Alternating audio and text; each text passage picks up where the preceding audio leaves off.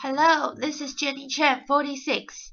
Our group is going to read about Benjamin Franklin, Autobiography, 1706 to 1757, and I'm reading part 1 from page 5 to page 42. Dear son, I have ever had pleasure in obtaining any little anecdotes of my ancestors. You may remember the inquiries I made among the remains of my relations when you were with me in England, and the journey I undertook for that purpose. Imagine it may be equally agreeable to you to know the circumstances of my life, many of which you are yet unacquainted with, and expecting the enjoyment of a week's uninterrupted leisure in my present country retirement. I sit down to write them for you, to which I have besides some other inducements. Having emerged from the poverty and obscurity in which I was born and bred, to a state of affluence and some degree of reputation in the world, and having gone so far through life with a considerable share of felicity, the conducing means I made use of, which with the blessing of God so well succeeded, my posterity may like to know, as they may find some of them suitable to their own situations, and therefore fit to be imitated. That facility, when I reflected on it, has induced me sometimes to say, that were it offered to my choice, I should have no objection to a repetition of the same life from its beginning, only asking the advantage authors have in a second edition to correct some faults of the first. So I might besides correcting the faults, change some sinister accidents and events of it for others more favorable. But though this were denied it, I should still accept the offer. Since such a repetition is not to be expected, the next thing must, like living one's life over again, cease to be a recollection of that life, and to make that recollection as durable as possible by putting it down in writing.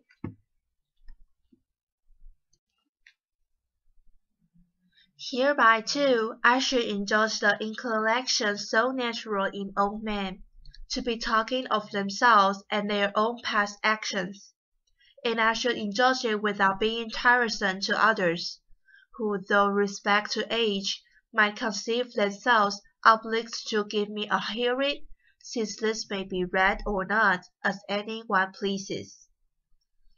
And lastly, I may as well confess it, since my denial of it will be believed by nobody.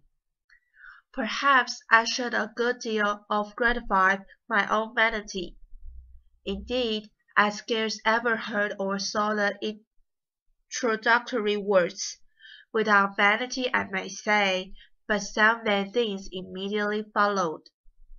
Most people dislike vanity in others, whatever share they have of it themselves, but I give it fair quarter wherever I met with it, being persuaded that it is often productive of good to the possessors, and to others that are within his sphere of action, and therefore, in many cases, it would not be altogether absurd if a man were to thank God for his vanity among the other comforts of life.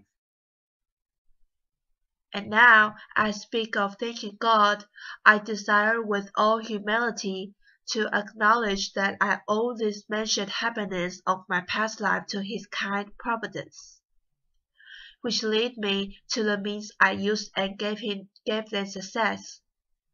My belief of this induced me to hope, though I must not presume, that the same goodness will still be exercised toward me, in continuing that happiness, or enabling me to bear a better reverse, which I may experience as others have done, the complexion of my future fortune being known to him only in whose power it is to bless to us even our afflictions.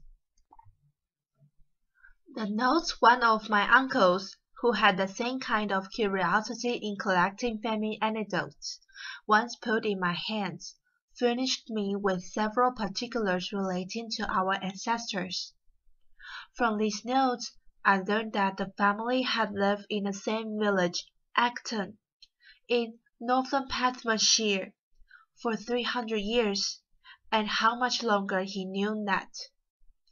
Perhaps from the time when the name of Franklin, that before was the name of an order of people, was assumed by them as a surname, when others took surname all over the kingdom. And a freehold of other 30 acres, added by the Smith business, which had continued in the family till his time, the eldest son being always bred to that business, a custom which he and my father followed as to their eldest sons. When I searched the register at Acton, I found an account of their births, marriages, and burials from the year 1555 only, there being no register kept in that parish at any time preceding. By that register, I perceived that I was the youngest son of the youngest son for 5 generations back. My grandfather Thomas, who was born in 1598, lived at Acton till he grew too old to follow business longer, when he went to live with his son John, a dyer at Bunbury, in Oxfordshire, with whom my father served as an apprenticeship. There my grandfather died and lies buried. We sought his gravestone in 1758. His eldest son Thomas lived in the house at Acton, and left it with the land to his only child, a daughter, who, with her husband, one Fisher, of Wellenberth, sold it to Mrs. Eastern, now lord of the manor there. My grandfather had 4 sons that grew up, viz. Thomas, John, Benjamin, and Joash. I will give you what account I can of them, at this distance from my papers, and if these are not lost in my absence, you will among them find many more particulars. Thomas was bred a smith under his father, but, being ingenious and encouraged in learning, as all my brothers were, by an escaped Pamela, then the principal gentleman in that parish, he qualified himself for the business of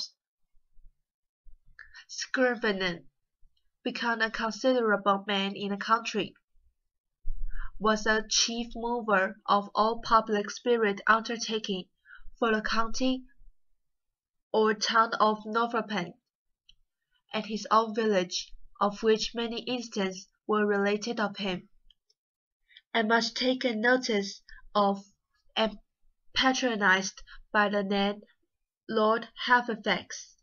He died in 1702, January 6, old style, just 4 years to a day before I was born. The account we received of his life and character from some old people at Acton, I remember, strike you as something extraordinary, from its similarity to what you knew of mine.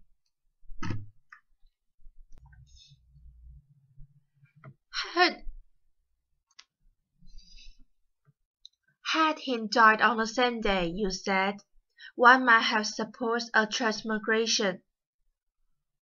John was bred a dyer, I believe of woolens. Benjamin was bred with silk dyer, serving an apprenticeship at London. He was an ingenious man.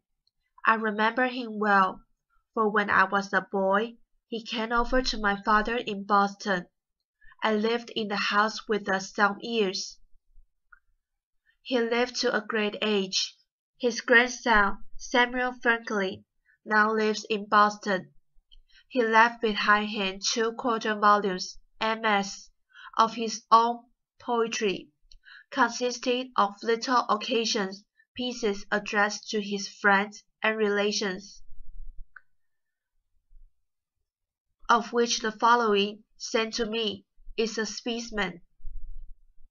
He had formed a shorthand of his own, which he told me, but never practicing it. I have not forgot it. I was named after this uncle, there being a particular affection between him and my father. He was very pious, a great attender of sermons of the best preachers, which he had took down in his shorthand, and had with him many volumes of them. He was also much of the politician, too much, perhaps, for his station. There fall lately into my hands, in London, a collection he had made of all the principal prophets relating to public affairs, from 1641 to 1717.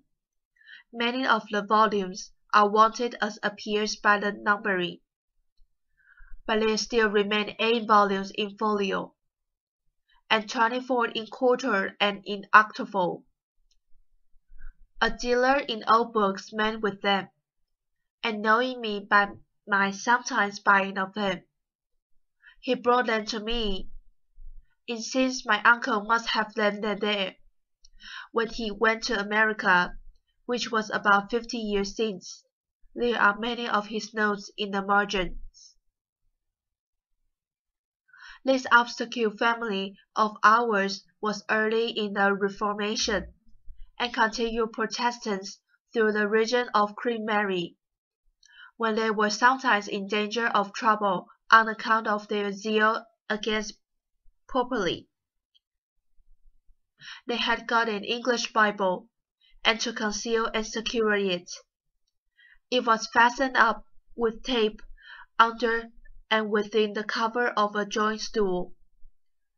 When my great-great-grandfather read it to his family, he turned up the joint stool upon his knees, turning over the leaves, then under the tapes.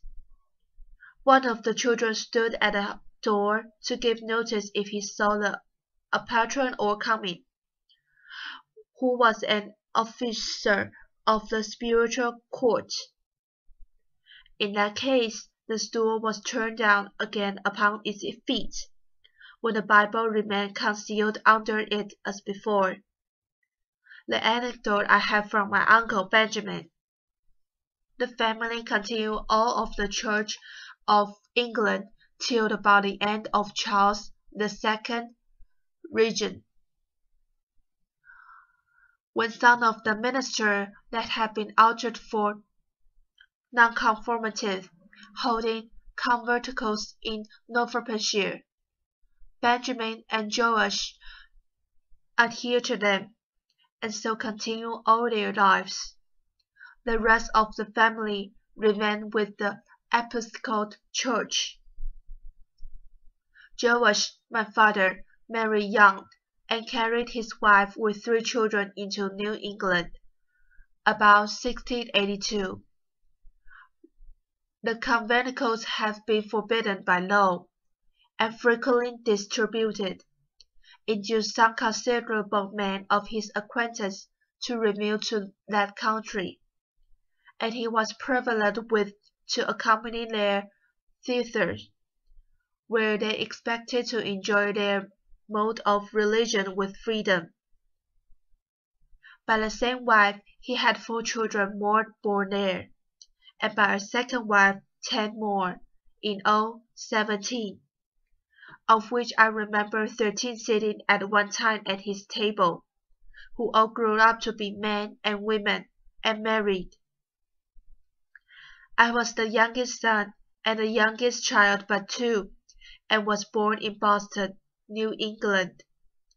My mother, the second wife, was Abba Foliage, doctor of P42, one of the first settlers of England, of whom honorable mention it is made by Cotton Mather in his church history of that country, entitled Magdalena Christi Americana, as a godly, learned Englishman.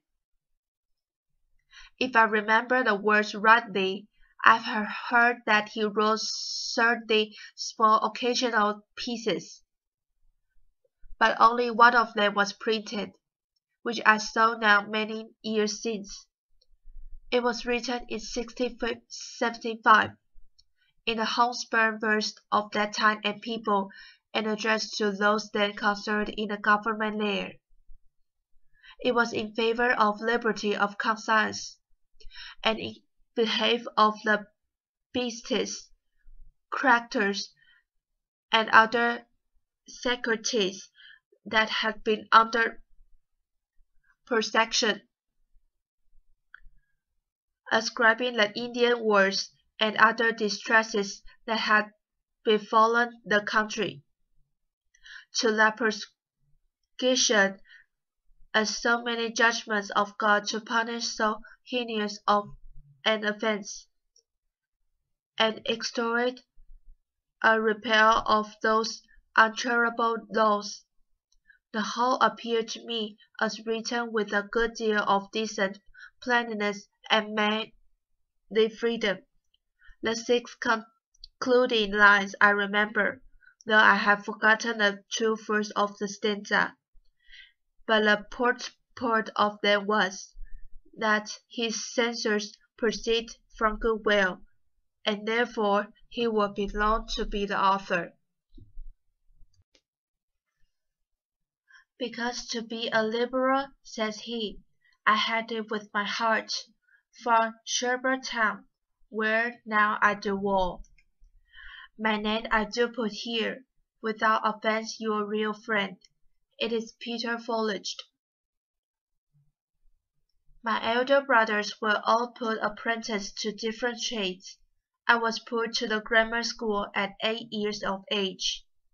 My father intended to devote me, as the thesis of his sons, to the service of the church, my only readiness in learning to read, which must have been very early, as I do not remember when I cannot read, and the opinion of all his friends that I should certainly make a good scholar, encouraged him in this purpose of his. My uncle Benjamin, too, approved of it, and proposed to give me all his shorthand volumes of sermons, I suppose as a stock to step up with, if I would learn his character.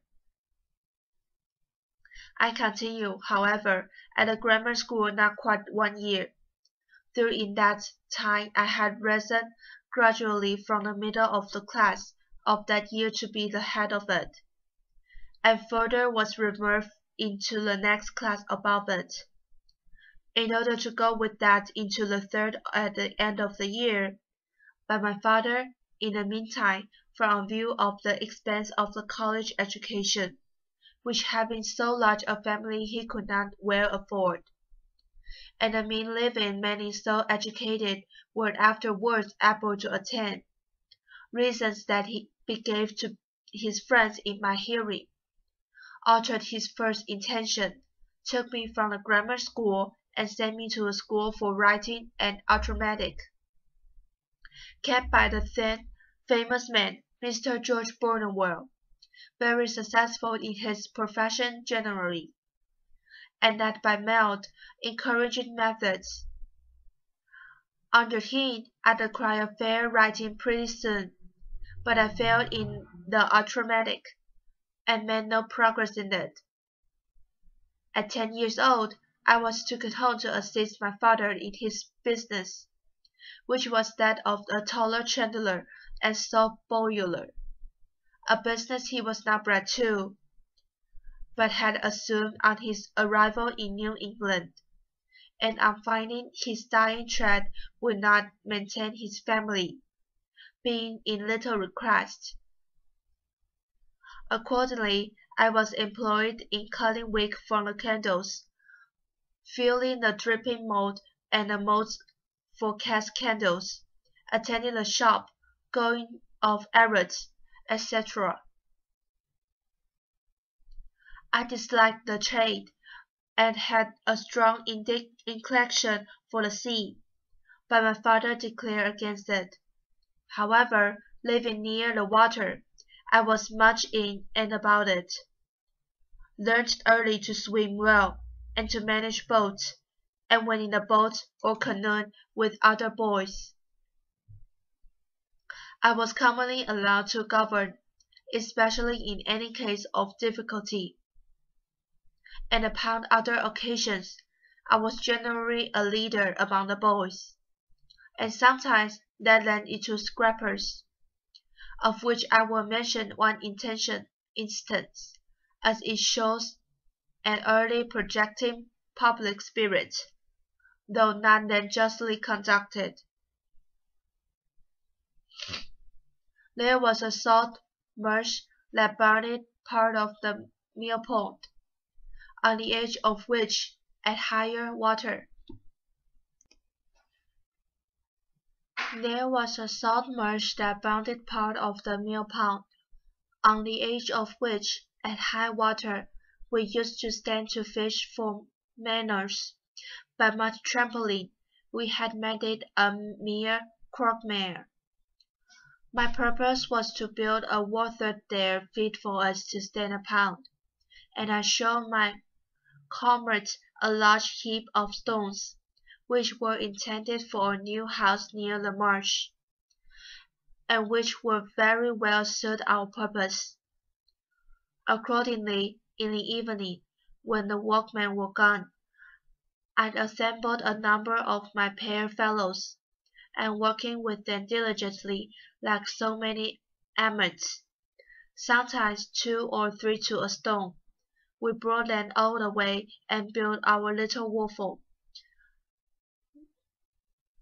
The next morning, the workmen were surprised at missing the stones, which were found in our waffle.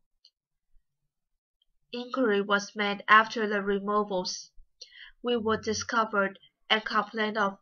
Several of us were corrected by our fathers, and though I pleaded the usefulness of the work, mine convinced me that nothing was useful which was not honest.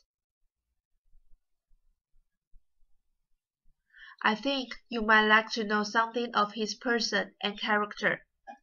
He had an excellent constituent of body, was of middle stature, but well set, and very strong.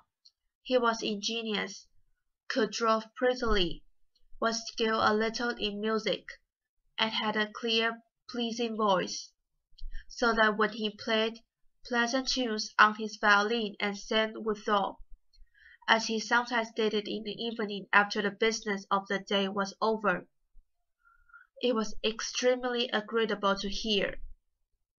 He had a mechanical genius too, and, on occasion, was very handy in the use of other tradesmen's tools. But his great excellence laid in a sound understanding and solid judgment in perpetuated matters, both in private and public affairs. In the latter, indeed, he was never employed.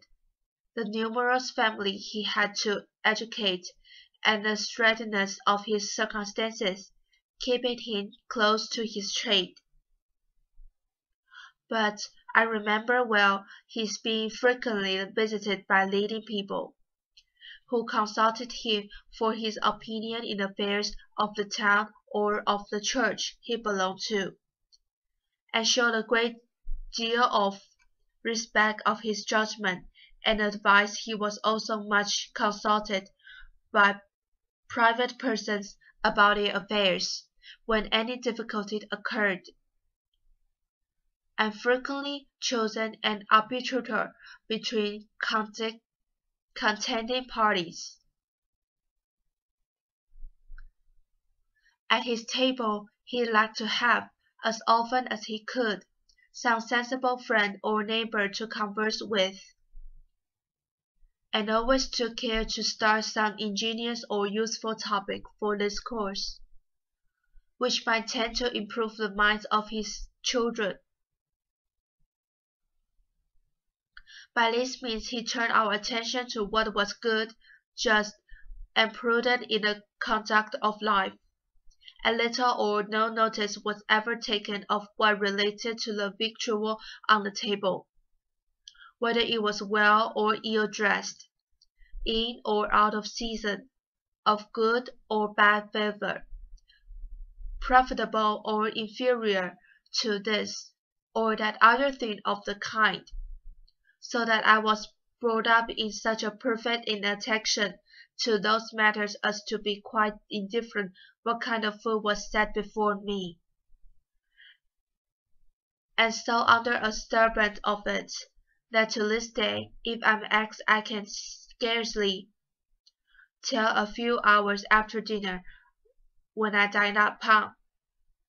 This had been convenience to me in travelling, where my companies have been sometimes very unhappy for want of a suitable gratification of their more delicate, because better instructed taste and appetites. My mother had likewise an excellent constituents. He scattered all her 10 children. I never knew either my father or mother to have any sickness, by there of which they that he's 89, and she 85 years of age. They lie buried together at Boston, when I some years since placed a marble over their grave, with this inscription: Josiah Franklin, and Abia his wife, lie here interred. They lived lovely together in Wicklow, 55 years, without any state or any gainful employment. By constant labor and industry, with God's blessing, they maintained a large family comfortably, and brought up 13 children and 7 grandchildren reputably. From this instance, reader be encouraged to diligence in their calling, and distrust not providence. He was a pious and prudent man, she a discreet and virtuous woman. Their youngest son, inferior regard to their memory, placed the stone. J.F., born 1655, died 1744, at Acton, 89. A.F., born 1667, died 1752, 95.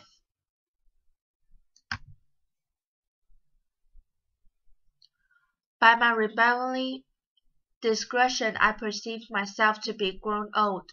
I used to write more methodically, but one does not dress for private company as for a public ball. This perhaps only negligence.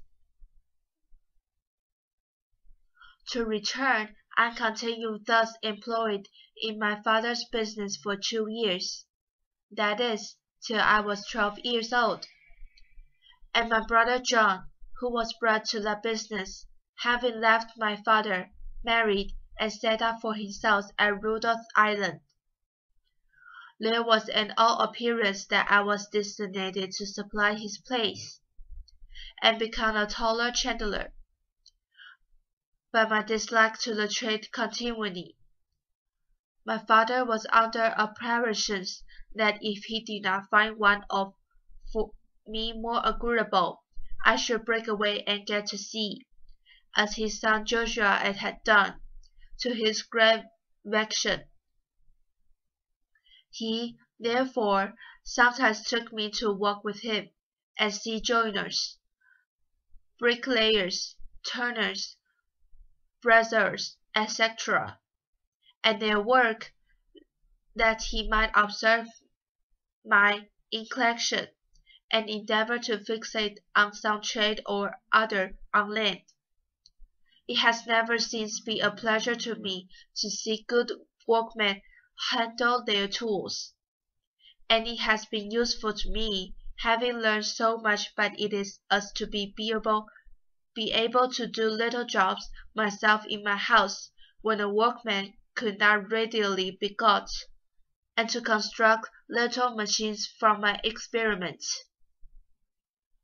While the intention of making the experiment was fresh and warm in my mind, my father at least fixed upon the coulter's trade, and my uncle Benjamin's son, Samuel, who was bred to that business in London, being about the time established in Boston, I was sent to be with him some time, unlikely, but his expectation of a fee with me displeasing my father, I was taken home again.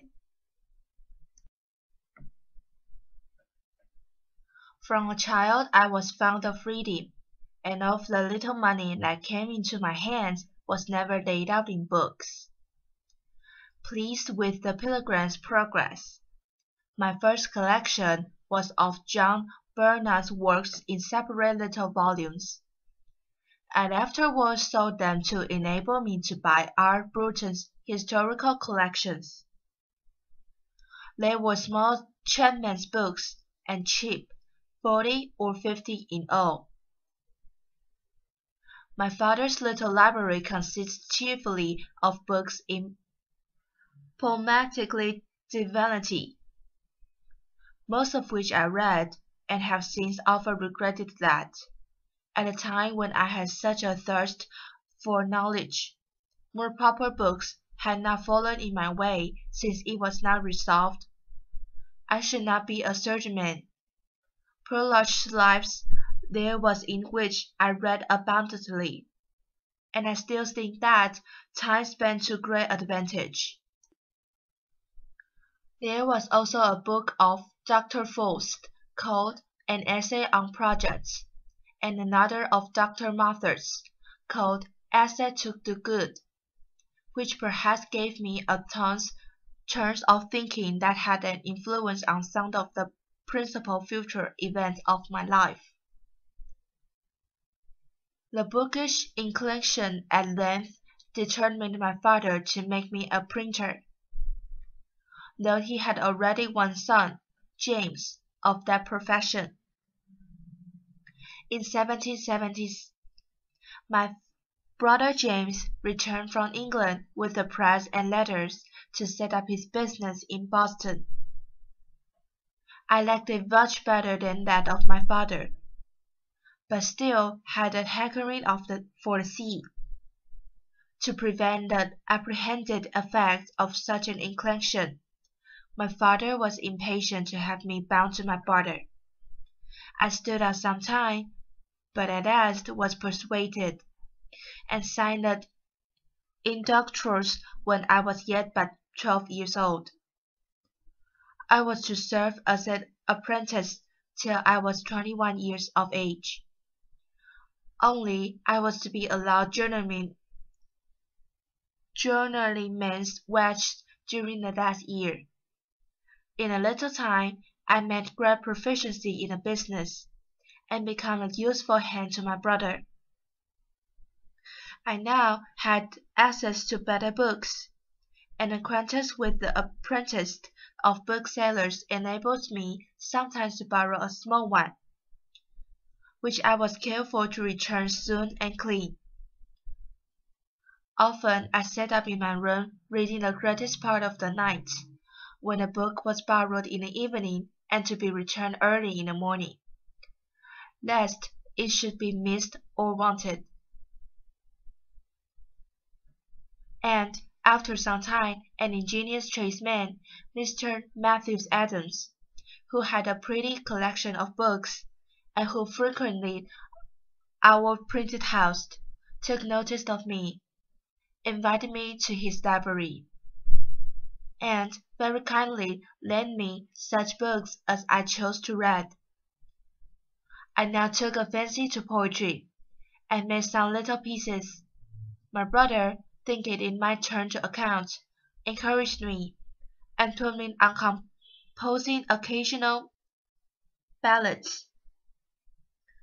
One was called The Lighthouse Tragedy, and contained an account of the drawings of Captain Worthilake, with his 2 daughters. The other was a sailor's song, on the taking of Teach, or Blackbeard the pirate. They were wedged stuff, in a Grub Street ballad style, and when they were printed, he sent me about the town to sell them. The first sold wonderfully. The event became recent, having made a great noise. This flattered my vanity, but my father discouraged me by ridiculing my performances, and telling me verse makers were generally beggars. So I escaped being a poet, most probably a very bad one.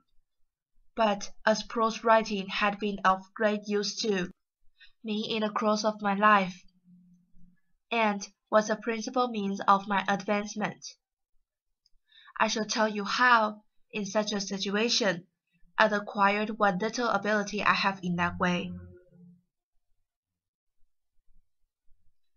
There was another bookish lad in the town, John Collins, by name, with whom I was intimated acquaintance.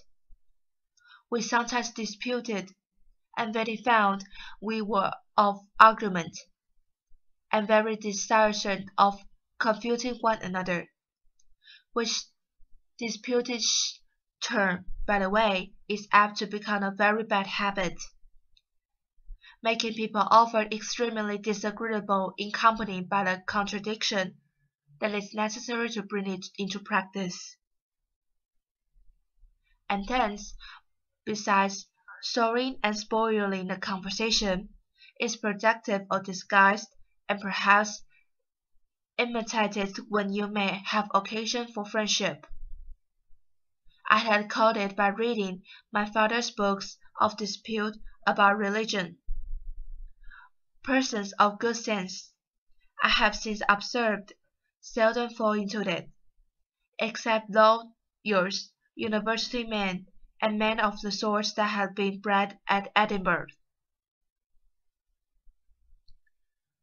A question was once, somehow all others, started between Collins and me, of the propriety of educating the female sex in learning, and their abilities for study. He was of opinion that it was improper, and that they were naturally unequal to it. I took the contrary side, perhaps a little for dispute's sake.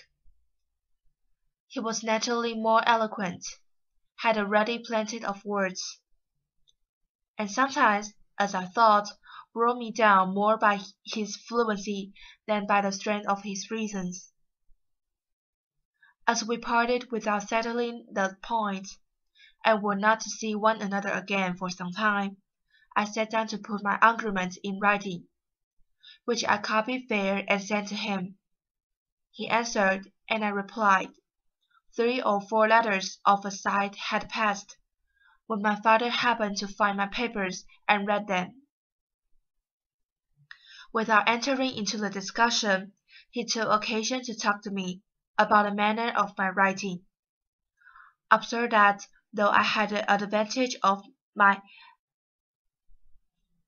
antecedents in correct spelling and pointing, which I owe to the printed house, I feel far short in elegance of expression, in method, and in perspicacity, of which he convinced me by several instances. I saw the justice of his remark, and thence grew more attentive to the manner in writing, and determined to endeavor at improvement. About this time, I met with an odd volume of the Spectral. It was the third. I had never before seen any of them. I bought it, read it over and over, and was much delighted with it. I thought the writing excellent, and wished, if possible, to imitate it. With the views, I took some of the papers, and, making shorthand of the sentiments in each sentence, read them by the few days, and then, without looking at the book, tried to complete the papers again, by expressing each his sentiment at length, and as fully as it had been expressed before, in a suitable Welsh that should come to hand. Then I compared my spectre with the original, discovered some of my faults, and corrected them. But I found I wanted a stock of words, or a radius in recollecting and using them, which I thought I should have acquired before that time if I had gone on making verses, since the continual occasions for words of the same import, but of different length to suit the measure, or of different sound of the rhyme, would have laid me under the constant necessity of searching for variety, and also have tended to fix that variety in my mind, and made me master of it. Therefore, I took some of the tales and turned them into verse, and after the time when I had pretty well forgotten the prose, turned them back again. I also sometimes jumbled my collection of hints into confusion, and after some weeks endeavored to reduce them into the best order, before I began to form the full sentences and complete the paper. This was to teach me methods in the arrangement of thoughts. By comparing my work afterwards with the original, I discovered many faults and amended them. But I sometimes had the pleasure of fancying that, in certain particulars of small import, I had been lucky enough to improve the method or the language, and this encouraged me to think I might possibly in time come to be a tolerable English writer, of which I was extremely ambitious. My time for these exercises and for reading was at night, after work or before it began in the morning, or on Sundays when I contrived to be in a printing house alone, invited as much as I could the common attendance on public worksheet, which my father used to exact on me when I was under his care, and which indeed I still thought a duty, though I could not, as it seemed to me, afford time to practice it. When about 16 years of age, I happened to meet with a book, written by one Turan, recommended a vegetable diet. I determined to go into it. My brother, being yet unmarried, did not keep house, but boarded himself and his apprentice in another family. My refusing to eat flesh occasioned an inconvenience, and I was frequently cheated for my singularity. I made myself acquainted with Terence manner of preparing some of his dishes, such as boiling potatoes or rice, making hasty pudding, and a few others, and then proposed to my brother that if he would give me, weekly, half the money he paid for my board, I would brew myself. He instantly agreed to it, and I presently found that I could save half when he paid me. This was an additional fund for buying books, but I have another advantage in it. My brother and the rest going from the printed house to their meals, I remained there alone, and dispatching presently my light repast, which often was no more than a biscuit or a slice of bread, a handful of raisins, or a thread from the pasty cooks, and a glass of water, had the rest of the time till their return for study, in which I made a greater progress, for the greater clearness of head and quicker apprehensions which usually attend temperance in eating and drinking. And now it was that, being on some occasion made ashamed of my ignorance in figures, which I had twice failed in learning when at school, I took Hooker's book of arithmetic, and went through the whole by myself with great ease. I had also read Sellers and Schimmer's books of navigation, and become acquainted with the little geometry they contain, but never proceeded far in that science. And I read about this time Locke on Human Understanding, and the Art of Thinking, by Mrs. Duperroyo. When I was intent on improving my language, I met with an English grammar. I think it was Greenwood's, at the end of which there were two little sketches of the art of arithmetic and logic, the latter finished with a specimen of a dispute in Socratic method.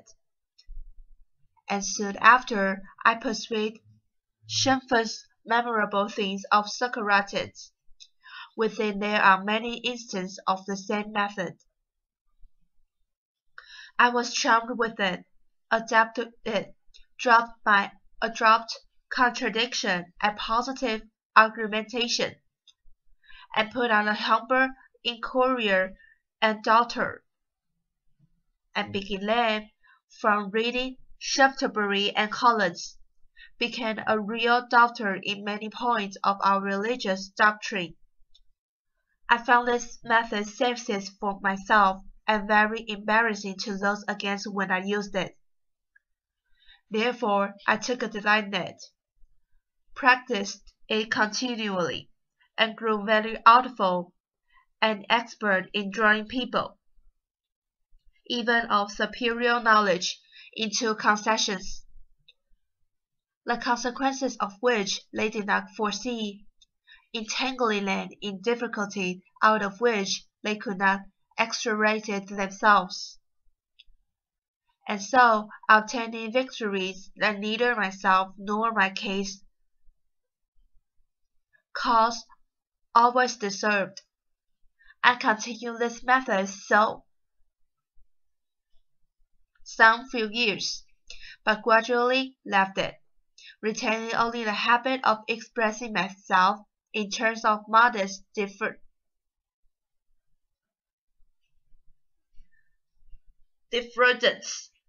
never using, when I advanced anything that may possibly be disputed.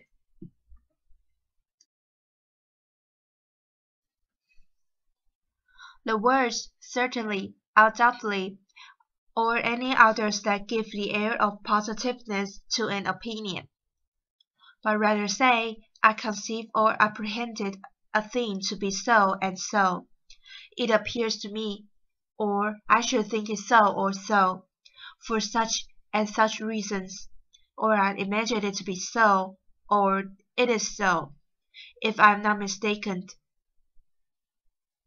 This habit, I believe, has been a great advantage to me when I have an occasion to inculcate my opinions, and persuade men into measures that I have been from time to time engaged in promoting. And, as the chief ends of conversation are to inform or to be informed, to please or to persuade, I wish well-meaning, sensible men would not lessen their power of doing good by the positive, assuming manner, that seldom fails to disgust, tends to create opposition, and to defeat every one of those purposes for which speech was given to us, to wit, giving or receiving information or pleasure.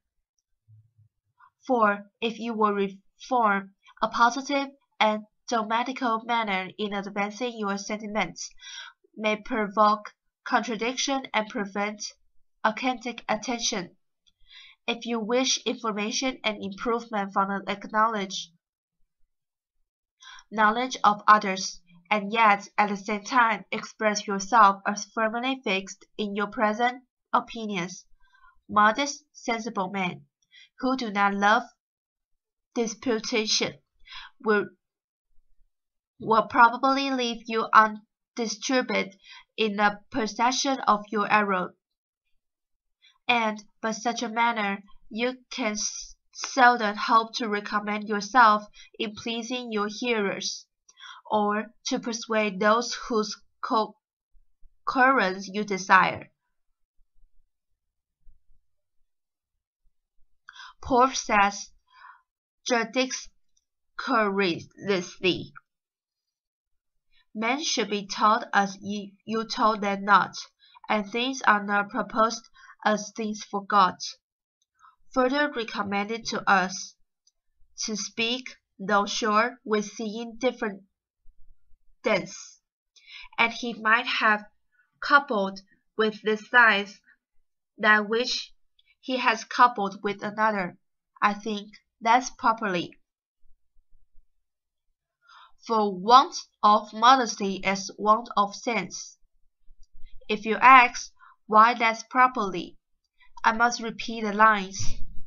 Immodest words admit of no defense, for want of modesty is want of sense. Now, it's not want of sense, where the man is so unfortunate as to want it. Some apology for his want of modesty, and would not the lines stand more justly thus? Immodest words admit by this defense, that want of the modesty is want of sense. This, however, I should submit to better judgment. My brother had, in 1720 or 1721, began to print a newspaper. It was the second that appeared in America, and was called the New England Courant. The only one before it was the Boston Newsletter. I remember this being dissuaded by some of his friends from the undertaking, as not likely to succeed, one newspaper being, in their judgment, enough for America. At this time, 1771, there are none less than 25. He went on, however, with the undertaking, and after having worked in composing the types and printing off the sheets, I was employed to carry the papers through the streets to the customers.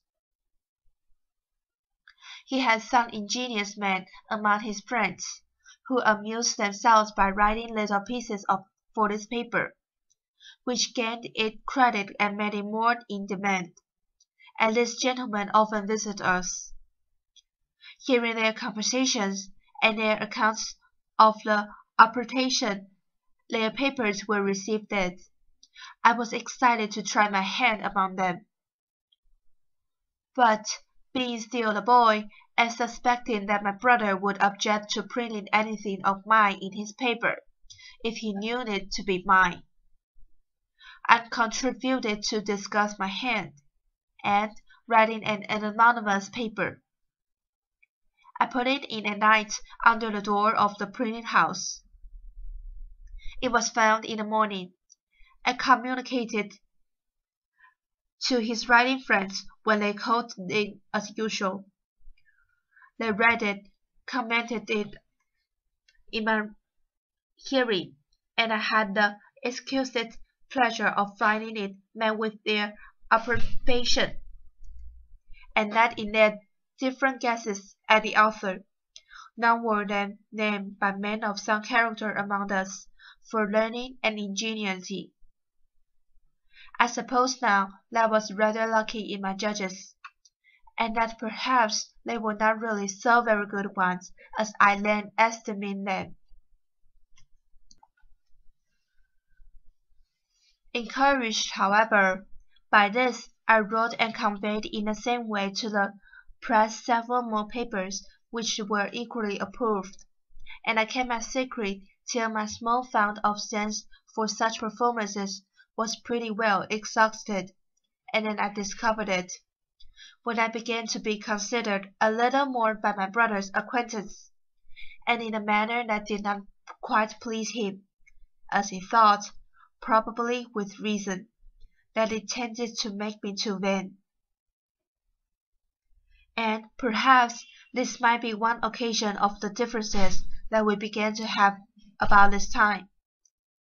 Though a brother, he considered himself as my master, and me as his apprentice, and accordingly expected the same services from me as he would from another, while I thought he demanded me too much in some he required of me, who from the brother expected more indulgence.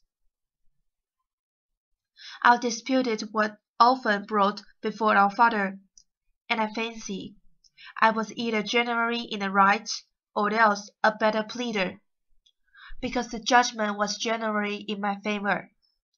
But my brother was passionate, and had often beaten me, which I took extremely amiss, and, thinking my apprenticeships very tedious, I was continually wishing for some opportunity for shortening it, which at length offered in a manner unexpected.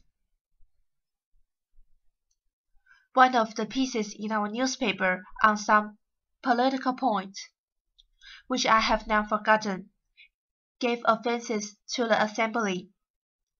He was taken up, censured, and imprisoned for a month, by the Speaker's warrant, I suppose, because he would not discover his author. I too was taken up and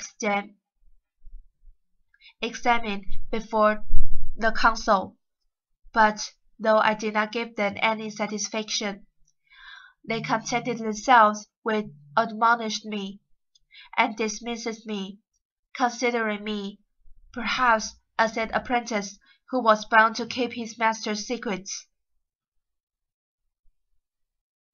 During my brother's confinement, which I resented a good deal, notwithstanding our private differences, I had the management of the paper, and I made bold to give our rulers some ropes in it, which my brothers took very kindly, while others began to consider me in an unfavorable light, as a young genius that had a turn of laboring and stare. My brother's discharge was accompanied with an order of the House, a very odd one, that James Franklin should no longer print the paper called the New England Court.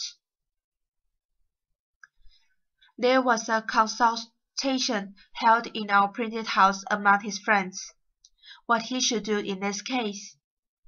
Some proposed to invade the order by changing the name of the paper, but my brother, seeing inconveniences in that, it was finally concluded on as a better way, to let it be printed for the future under the name of Benjamin Franklin, and to avoid the censure of the Assembly that might fall on him as still printed it by his apprentice. The contrivance was that my old indenture should be returned to me, with a full discharge on the back of it, to be sure on occasion, but to secure to him the benefit of my service. I was to sign new indentures for the new remainder of the term, which were to be kept private. A very flimsy scheme it was, however. It was immediately executed, and the paper went on accordingly under my name for several months. And then, a fresh difference arising between my brother and me, I took upon me to assert my freedom, persuaded that he would not venture to produce the new indentures. It was not fair in me to take this advantage, and this I therefore reckoned one of the first errata of my life. But the unfairness of it weighed little with me, when under the impressions of resentment for the blows his patient, too often, urged him to bestow upon me. Though he was otherwise not an ill-natured man, perhaps I was too saucy and provoking. When he found it, I would leave him, he took care to prevent my getting employment in any other printed house of the town, by going round and speaking to every master, who accordingly refused to give me work. I then thought of going to New York, as the nearest place where there was a printer, and I was rather inclined to leave Boston when I reflected that I had already made myself a little obnoxious to the government party, and, from the arbitrary proceeding of the Assembly in my brother's case, it was likely I might, if I stayed, soon beat myself into scraps, and further let my indiscreet disputation about religion began to make me pointed at with horror by good people, as an infidel or atheist. I determined on the point, but my father now siding with my brother, I was sensible that, if I attempted to go openly, means would be used to prevent me. My friend Collins, therefore, undertook to manage a little for me. He agreed with the captain of a New York sloop for my passage, under the notion of being a young acquaintance of his, that had got a naughty girl with child, whose friends will compel me to marry her, and therefore I could not appear or come away publicly. So I sold some of my books to raise a little money, was taken on board providently, and as we had a fair wind, in 3 days I found myself in New York, near 300 miles from home. A boy of but 17, without the least recommendation to, or knowledge of any person in the place, and with very little money in my pocket. My inclination for the sea were by this time worn out, or I might now have gratified them. But, having a trade, and supposing myself a pretty good workman, I offered my service to the printer in the place, old Mr. William Burford, who had been the first printer in Pennsylvania, but removed from thence upon the quarrel of George Creech. He could give me no employment, having little to do, and help enough already.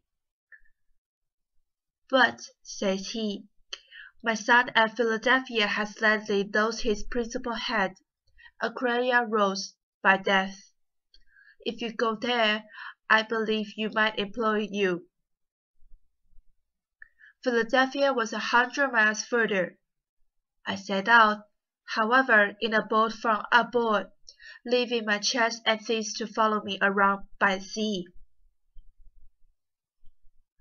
In crossing the bay, we met with the squall that tore our rotten sails to pieces, prevented our getting into the keel, and drove us upon Long Island.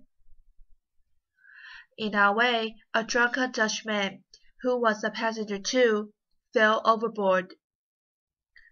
When he was sinking, I reached through the water to his shack plate, and drew it up, so that we got him in again. His stockings so burdened him a little, and he went to sleep, taking first out of his pocket a book, which he desired I would draw for him. It proved to be my old favourite author, Burr Pilgrim's Progress, in Dutch, finely printed on good paper, with copper cuts, addressed better than I have ever seen anywhere in its own language.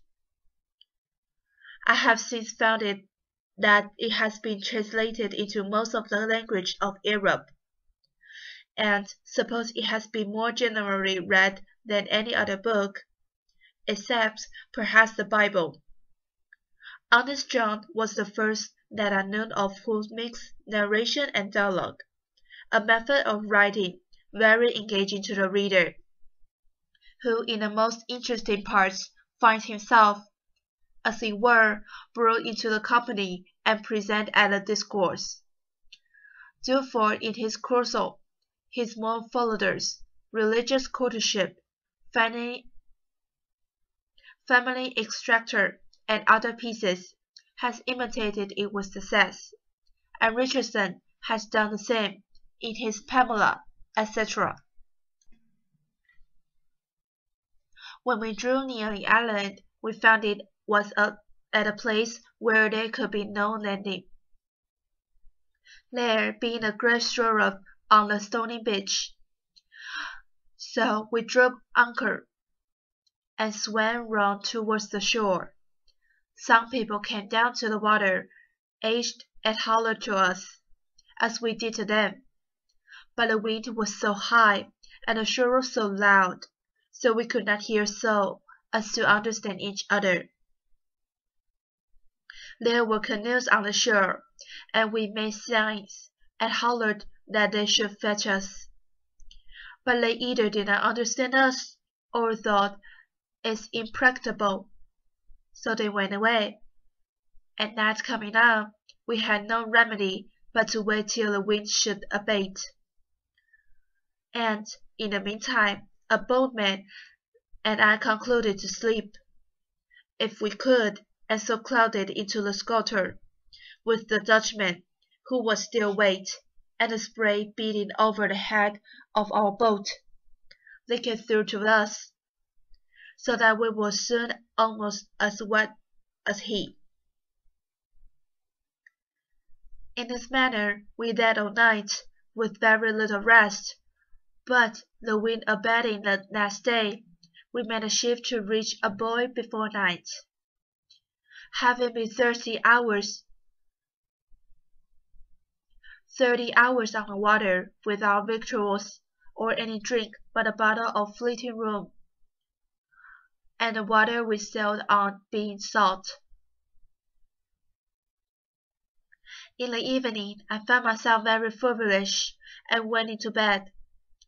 But having read somewhere that cold water drank plentifully was good for a fever, I followed the prescription, sweat plentiful most of the night. My fever left me, and in the morning, crossing the ferry, I proceeded on my journey on foot, having 50 miles to Burlington, where I was told I should find boats that would carry me the rest of the way to Philadelphia. It rained very hard at the day. I was thoroughly soaked, and by noon a good deal tired, so I stopped at a poor inn, where I stayed all night, beginning now to wish that I had never left home. I cut so miserable a figure, too, that I found by the question asked me, I was suspected to be a runaway servant, and in danger of being taken up on that suspicion. However, I proceeded the next day, and got in the evening to an inn, within 8 or 10 miles of Burlington, kept by one Dr. Brown. He entered in conversation with me, while I took some refreshment, and, finding I had read a little, became very sociable and friendly. Our acquaintance continued as long as he lived. He had been, I imagine, an itinerant doctor, for there was no town in England, or country in Europe, of which he could not give a very particular account. He had some letters, and was ingenious, but much of the unbeliever, and wicked untook. Some years after, to translated the Bible in doggerel verse, as Cotton had got Virgil. By this means he set many of the facts in a very ridiculous light, and might have hurt weak minds if his work had been published, but it never was. At his house I lay all night, and the next morning reached Burlington, but had the mortification to find that the regular boats were gone a little before my coming, and no other expected to go before Tuesday, this being Saturday, wherefore I returned to an old woman in the town, of whom I had bought gingerbread to eat on the water, and asked her advice. She invited me to lodge at her house till a passage by water should offer, and being tired with my foot travelling, I accepted the invitation. She, understanding I was a printer, would have had me stay at that town and followed my business. Being ignorant of the stake necessary to begin with, she was very hospitable, gave me a dinner of ox cheek with great goodwill, accepting only a pot of ale in return, and I thought myself fixed till Tuesday should come. However, working in the evening by the side of the river, a boat came by, which I found was going toward Philadelphia, with several people in her. They took me home, and, as there was no wind, we rowed all the way, and about midnight, not having yet seen the city, some of the company were confident we must have passed it, and would row no further. The others knew that where were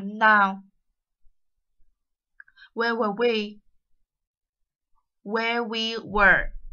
So we put forward ashore, got into the creek, leaned near an old fence, with the rails of which we made a fire, the nights being cold, in October, and there we remained till daylight. Then one of the company knew the place to be Cooper's Creek, a little above Philadelphia, which we saw as soon as we got out of the creek, and arrived there about 8 or 9 o'clock on a Saturday morning, and landed at the Market Street Wharf. I have been more particular in this description of my journey, and shall be so of my first entry into that city, that you may in your mind compare such unlikely beginnings with the figure I have since made there. I was in my working dress, my best clothes being to come round by sea. I was dirty from my journey. My pockets were stuffed about with shirts and stockings, and I knew no sort nor where to look for lodging. I was fatigued with travelling, rolling, and want of rest. I was very hungry, and my whole stock of cash consists of a Dutch dollar, and about a shilling in copper. The latter I gave the people of the boat for my passage, who at first refused it, on account of my rolling, but I insist on their taking it. A man being sometimes more generous when he was but a little money than when he was plenty, perhaps their fear of being thought to have but little. Then I walked up the street, gazing about till near the market house I met a boy with bread. I had made many a meal of bread, and inquiry where he got it, I went immediately to the baker's he directed me to, in Second Street, and asked for a basic, intended such as we had in Boston, but they, it seems, were not made in Philadelphia. Then I asked for a 3-penny loaf, and was told they had none such.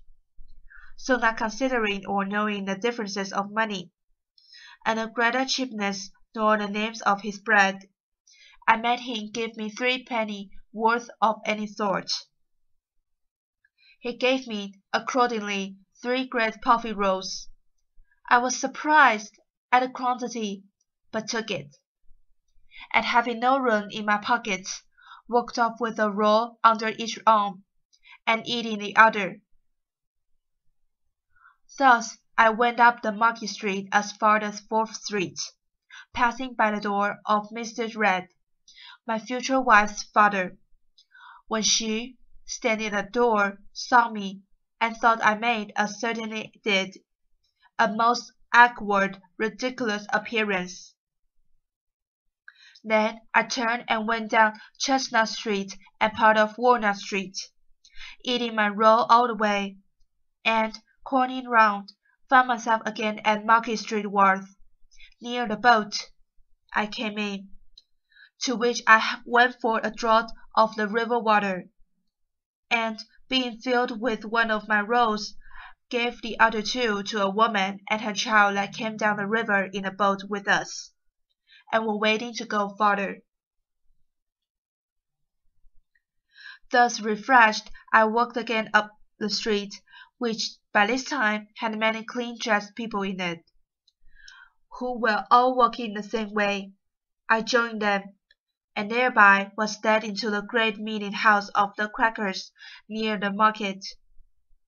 I sat down among them, and, after looking round a while, and hearing nothing said, being very drowsy, then Lauber,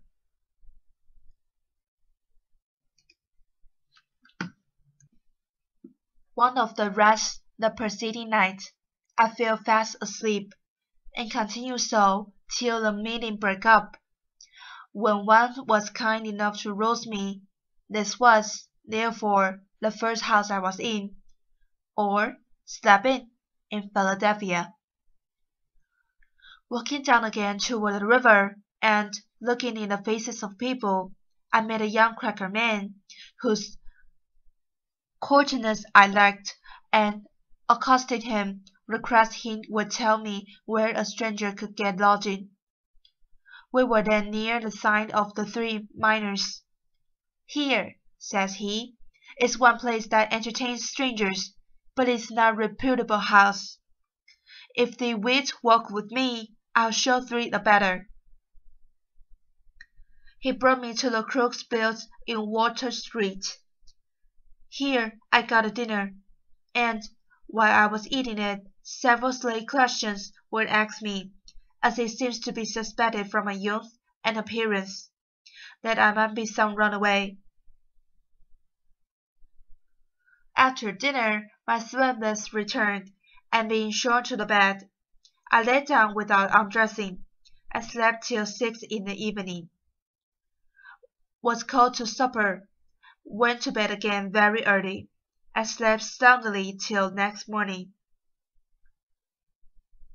Then I made myself as tidy as I could, and went to Andrew Beaufort's the printer's. I found in the shop the old man his father, whom I had seen at New York, and who, travelling on horseback, had got to Philadelphia before me. He introduced me to his son, who received me civilly, gave me a breakfast, but told me he did not at present want a hand, being lately supplied with one, but there was another printer in town, lately set up, one Clemmer, who, perhaps, might employ me. If not, I should be welcome to lodge at his house, and he will give me a little work to do now, and until further business should offer. The old gentleman said he would go with me to the new printer, and when we found him, "Neighbor," said Beaufort, "I have brought to see you a young man of your business. Perhaps you might want such a note." He asked me for a few questions, put a composing stick in my hand to see how I worked, and then said he would employ me soon, though he had just then nothing for me to do, and, taking old Beaufort, when he had never seen before, to be one of the townspeople that had a good will for him, entered into a conversation on his present undertaking a project, while Bradford, not discovering that he has the other printer's father, on Kimmer's, saying he expected soon to get a greater part of the business into his own hands, drew him on by artful questions, and starting little doubts, to explain all his views, what interest he relied on, and what manners he intended to proceed. I, who stood by and heard all, saw immediately that one of them was a crafty old sophister, and the other a mere novice. Burford led me with Kimmer, who was greatly surprised when I told him who the old man was. Kimmer's printing house, I found, consists of an old shuttered press, and once more worn-out font of English which he was then using himself, composing an elegy on a quality rose, before he mentioned an ingenious young man of excellent character, much respected in the town, clerk of the assembly, and a pretty poet.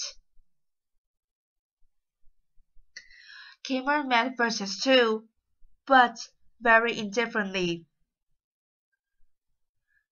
He could not be said to write them, for his manner was to compose them in the types directed out of his head.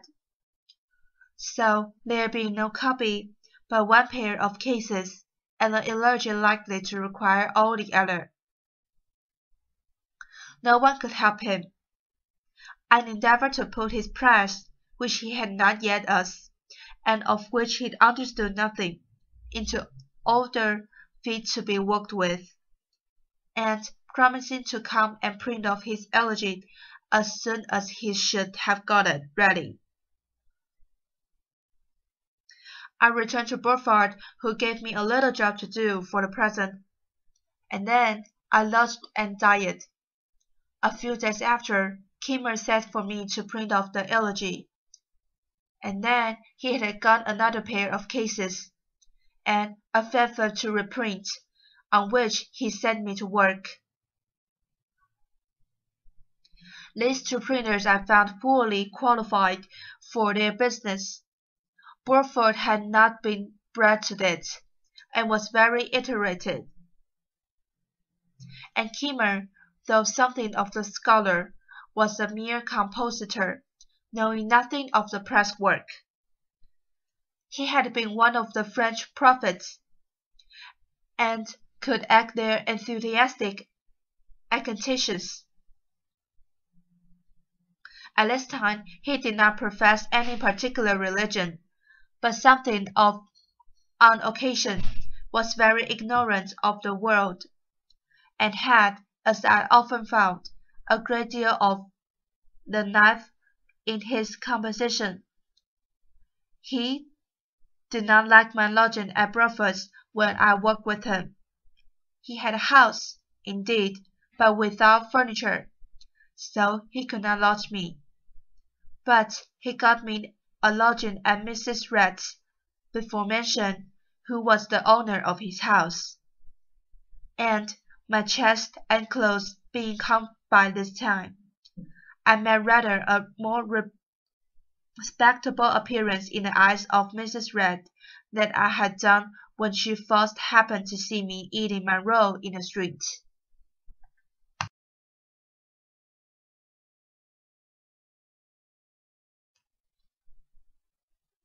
I began now to have some acquaintance among the young people of the town, that were lovers of reading, with whom I spent my evening very pleasantly, and gaining money by my industry and frugality.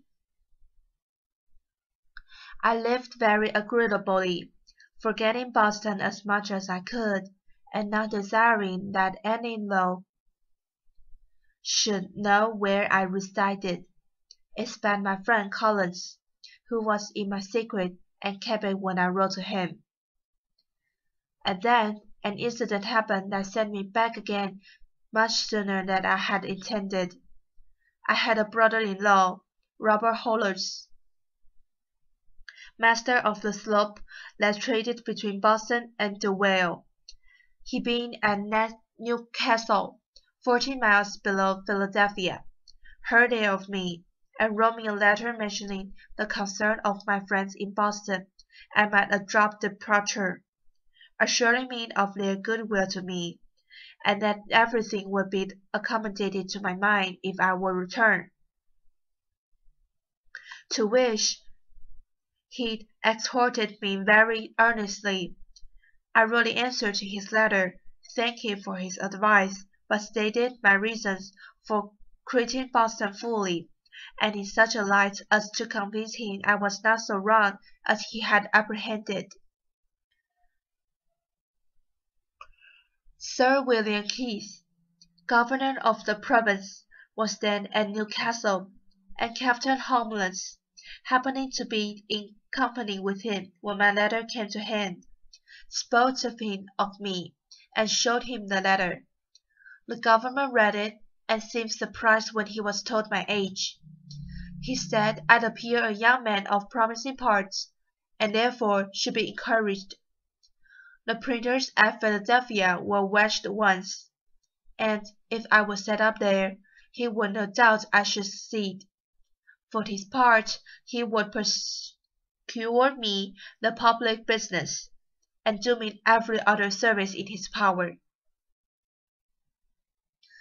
This my brother-in-law afterwards told me in Boston, but I knew as yet nothing of it.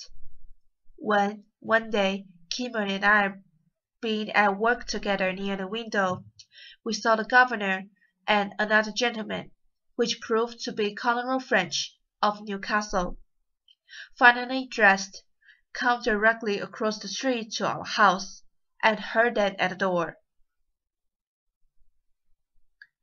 Kimmer ran down immediately, thinking it a visit to him. But the governor, inquiring for me, came up, and with the conditions of politeness I had been quite unused to, made me more compliments, desired to be acquainted with me, blamed me kindly for not having made myself known to him when I was first came to this place, and would have me away with him to the tavern, when he was going to Colonel French to taste, as he said, some excellent Madeira. I was not a little surprised, and Kimmer stayed like a pig present. I went, however, with the governor and Colonel French to a tavern at the corner of Third Street, and over Madeira. He proposed my setting up my business, laid before me the probabilities of success, and both he and Colonel French assured me I should have their interest and influence in procuring the public business of both governments. On my doubting whether my father would assist me in that, Sir William said he would give me a letter to him, in which he would state the advantages, and he did not doubt of prevailing with him. So it was concluded I should return to Boston in the first vessel, with the governor's letter recommending me to my father. In the meantime, the intention was to be kept a secret, and I went on working with Kimmer as usual, the governor sending me now and then to dine with him, a very great honor I thought it, and conversing with me in the most affable, familiar, and friendly manner imaginable. About the end of April, 1724, a little vessel offered for Boston. I took leave for Kimmer as going to see my friends. The government gave me an ample letter, saying many flattering things of me to my father, and strongly recommended the project of my setting up at Philadelphia as a thing that must make my fortune. We struck on shore in going down the bay, and struck in a leak. We had a blustering time at sea, and were obliged to plump almost continually, at which I took my turn. We arrived safe, however, at Boston in about a fortnight. I had been absent 7 months, and my friends had heard nothing of me, for my brother, homeless, was not yet returned. and had not written about me. My unexpected appearances surprised the family. All were, however, very glad to see me, and made me welcome, except my brother. I went to see him at his prince's house. I was better dressed than ever while in his service, having a genteel new suit from head to foot, a watch, and my pockets laid with near £5 sterling in silver. He received me not very frankly, looked at me all over, and turned to his work again. The journeymen were inquisitive when I had been, what sort of country it was, and how I liked it. I praised much the happy life I led in it, expressing strongly my intention of returning to it. And one of them asking what kind of money we had there. I produced a handful of silver, and spread it before them, which was a kind of real shore that had not been used to, paper being the money of Boston. Then I took an opportunity of letting them see my watch. And lastly, my brother still grown and solemn. I gave him a piece of 8 string, and took my leave. This visit of mine offended him extremely, for when my mother some time after spoke to him of a reconciliation, and of her wishes to see us on good terms together, and that we might live for the future as brothers, he said, I had insulted him in such a manner before his people that he could never forget or forgive it. In his, however, he was mistaken. My father received the governor's letter with some apparent surprise, but said little of it to me for some days. When Captain Homeless returned he showed to him, asking if he knew Keith, and what kind of man he was, adding his opinion that he must be of some discretion to think of setting a boy up in business who wanted yet 3 years of being a man's estate. Homer said what he could be in favor of the project, but my father was clear in the impropriety of it, and at last gave a flat denial to it. Then he wrote a civil letter to Sir William, thanking him for the patronage he had so kindly offered me, but declining to assist me as yet in setting up, I being, in his opinion, too young to be trusted with the management of a business so important, and for which the preparation must be so expensive. My friend and companion Collins, who was a clerk in the post office, pleased with the account I gave him my new country, determined to go thither also, and when I waited for my father's determination, he set off before me by land to the Rhode Island, leaving his books, which were a pretty collection of mathematics and natural philosophy, to come with mine and me to New York, where he proposed to wait for me. My father, though he didn't approve Sir William's proposition, was yet pleased that I had been able to obtain so advantageous a character from a person of such note where I had resided, and that I had been so intrusive and careful as to equip myself so handsomely in so a time. Therefore, seeing no prospect of any accommodation between my brother and me, he gave his consent to my returning again to Philadelphia, advised me to behave respectfully to the people there, endeavor to obtain the general esteem, and avoid lambing and laboring, to which he thought I had too much inclination, telling me that by steady industry and the prison money I might save enough by the time I was 21 to set me up, and that, if I came near the matter, he would help me out with the rest. This was all I could obtain, except some small gifts as token of his and my mother's love, when I embarked again for New York, now with the operation and their blessing. The slop pudding inn at Newport, Rhode Island. I visited my brother John, who had been married and settled there some years. He received me very affectionately, for he'd always loved me.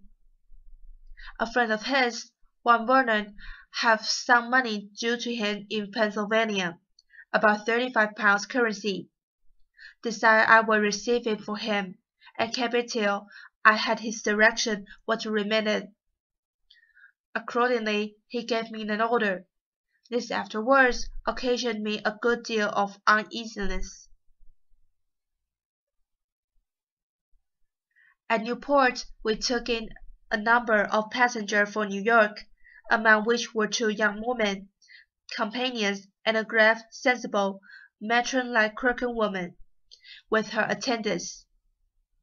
I had showed obliging readiness to do her some little services, which impressed her, I suppose, with a degree of good will toward me. Therefore, when she saw a daily growing familiarity between me and the 2 young women, which they appeared to encourage, she took me aside and said, "Young man, I am concerned for thee, as thou hast no friend with thee, and seems not to know much of the world, or of the snares young is exposed to. Depend upon it, those are very bad women, and conceited in all their actions, and if they are not upon their guard, they will draw thee into some danger. They are strangers to thee, and I advise thee in a friendly concern for their welfare, to have no acquaintance with them." As I seemed at first not to think so ill of them as she did, she mentioned some things she had observed and heard that had escaped my notice, but now convinced him she was right. I thanked her for her kind advice, and promised to follow it. When we arrived at New York, they told me where they lived, and invited me to come and see them, but I avoided it. And it was well I did, for the next day the captain missed a silver spoon and some other things that had been taken out of his cabin, and, knowing that these were the couples of strumpets, he got a warrant to search their lodgings, found the stolen goods, and had the thief punished. So though we had escaped a sunken rock, which we scraped upon in the passage, I thought this escape of rather more importance to me.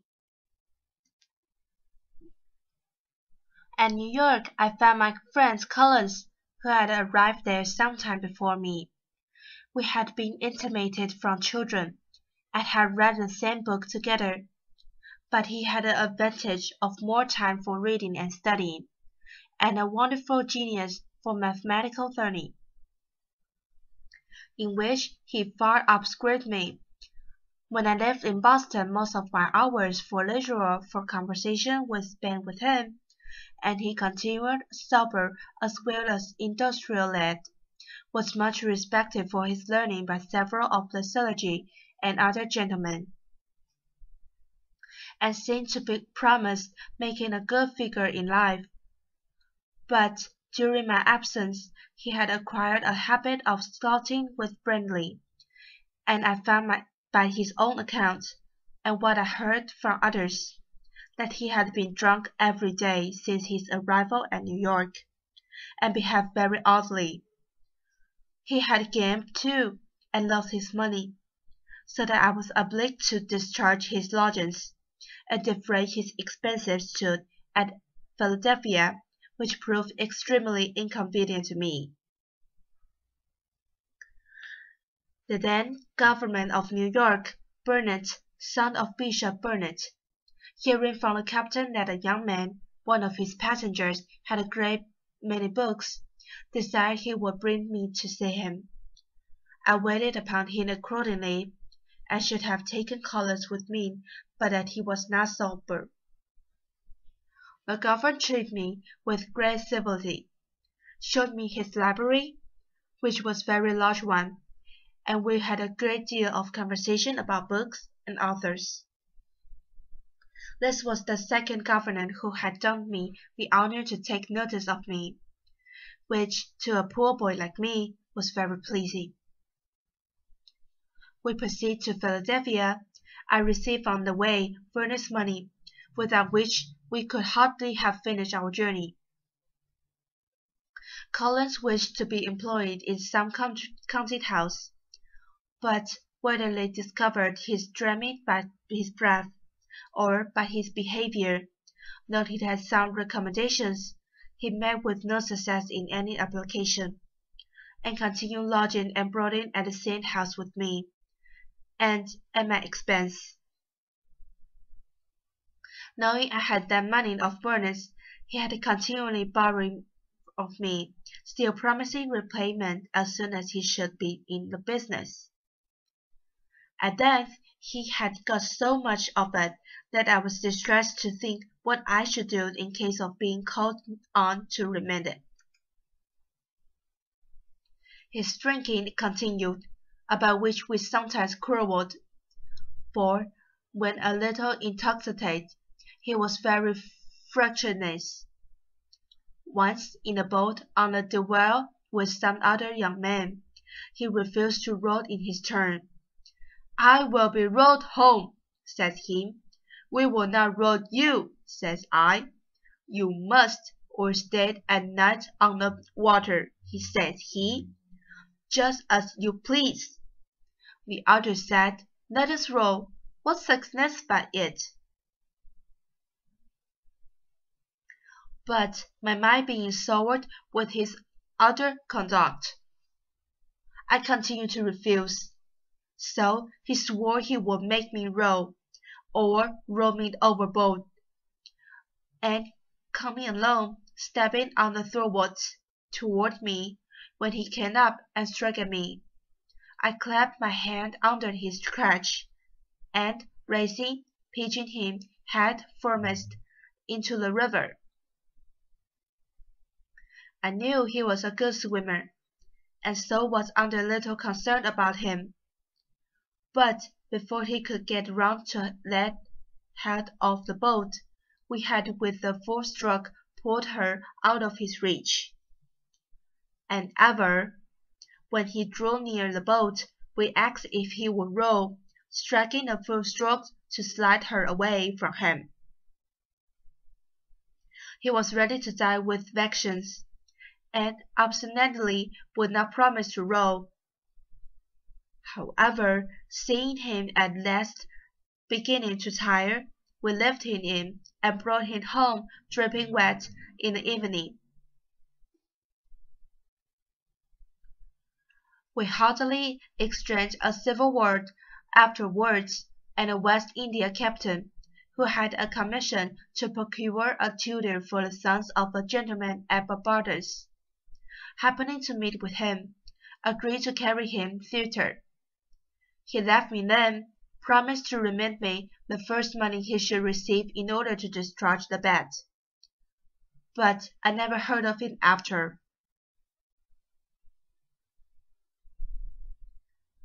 The breaking into his money of furnace was one of the first great extra of my life, and this affair showed that my father was not much out of his judgment when he supposed me too young to manage business of importance. But Sir William, on reading his letter, said he was too prudent. There was difference in persons, and discretion did not always accompany years. nor was youth always without it. And since he would not set you up, says he, I will do it myself. Give me your inventory of the things necessary to be heard from England, and I will send for them. You should repay me when you are able. I am resolved to have a good printed here, and I'm sure you must succeed. This was spoken with an appearance of cordiality, that I had not the least doubt of his meaning what he said. I had hitherto kept the proposition of my setting up a secret in Philadelphia, and I still kept it. Had it been known I depended on the governor, probably some friend that knew him better would have advised me not to rely on him, as I afterwards heard it as his known character to be liberal of promises, which he never meant to keep.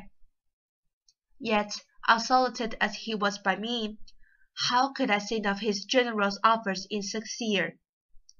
I believe him one of the best men in the world. I presented him an inventory of a little printing house, amounting by my computation to about £100 sterling.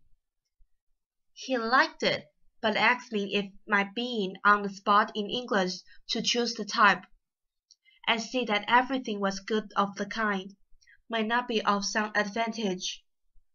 Then, says he, where there you may make acquaintance, and establish correspondence in a bookselling and stationery way. I'd agree that this might be advantaged. Then, says he, get yourself ready to be with Ennis, which was the annual ship, and the only one at the time usually passing between London and Philadelphia. But it would be some months before Ennis sailed, so I continued working with Kimmer, fretting about the money Collins he got for me, and the daily apprehensions of being called upon by Vernon, which, however, did not happen for some years after. I believe I have omitted mention that, in my first voyage for Boston, being becalmed of Block Island, our people set about catching cold, and hauled up a great many. Hitherto I had stuck to my resolution of not eating animal food, and on this occasion considered with my master Trowan the taking every fish as a kind of unprovoked murder, since none of them had, or ever could do us any injury that might justify the slaughter. All this seems very reasonable, but I had formerly been a great lover of fish, and when this came hot out of the frying pan, it smelled admirably well. I balanced some time between principle and inclination, till I recollected that, when the fish were opened, I saw smaller fish taken out of their stomach, then thought, if you eat one another, I don't see what you might eat in you. So I did in the pot, called very heartily, and continued to eat with other people, returning only now and then occasionally to a vegetable diet. So convenient a thing it is to be a reasonable creature. So it enables one to find or make a reason for everything one has a mind to do. Kimmer and I lived on a pretty good familiar footing, and agreed tolerably well, for he suspected nothing of my setting up. He retained a great deal of his old enthusiasm and loved argumentation. We therefore had many distributions. I used to work him so with my scarlet method, and had troubled him so often by questions apparently so distant from any point we had in hand, and yet by degrees lead to the point, and brought him into difficulties and contradiction, that at last he grew ridiculously cautious, and would hardly answer me the most common question, without asking first, "What do you intend to infer from that?" However, it gave him so high an opinion of my abilities in a confuting way, that he seriously proposed my being his colleague in a project he had of setting up a new sect. He was to preach the doctrines, and I was to confront all opponents. When he came to explain with me upon the doctrine, I found several contretemps which I object to, unless I might have my way a little too, and introduce some of mine. Kimmer wore his beard at full length, because somewhere in the Mosaic law it was said, "Thou shalt not moor the corners of the beard." He likewise kept the seventh day, Sabbath, and these 2 points were essential with him. I disliked both, but agreed to admit them upon condition of his adopting the doctrine of using no animal food. "I doubt," said he, "my constitution would not bear that." I asserted he would, and that he would be the better for it. He was usually a great glutton, and I promised myself some diversion in half starving him. He'd agreed to try the practice, if I would keep him company. I did so, and we held it for 3 months. We had our victual dressed, and brought to us regularly by a woman in the neighborhood, who had from me a list of 40 dishes to prepare for us at different times, in all which there were neither fish, flesh, nor flour, and with the whim suited me the better at this time for the cheapness of it, not costing us above 80 pence sterling each per week. I have since kept several Lents most strictly, leaving a common diet for that, and that for the common abruptly, without the least inconvenience, so that I think there is little in the advice of making those changes by easy gradations. I went out pleasantly, but poor Kimmer suffered grievously, tired of the project, longed for the flesh pots of Egypt, and ordered a roasted pig. He invited me and 2 women friends to dine with him, but it being brought too soon upon table, he could not resist the temptation, and ate the whole before we came. I had made some courtship during this time to Miss Red. I had a great respect and affection for her, and had some reason to believe she had the same for me. But as I was about to take a long voyage, and we were both very young, only a little above 18, it was thought most prudent by her mother to prevent our going too far at present, as a marriage, if it was to take place, would be more convenient after my return, when I shall be, as I expected, set up in my business. Perhaps, too, she thought my expectations not so well founded as I imagined them to be.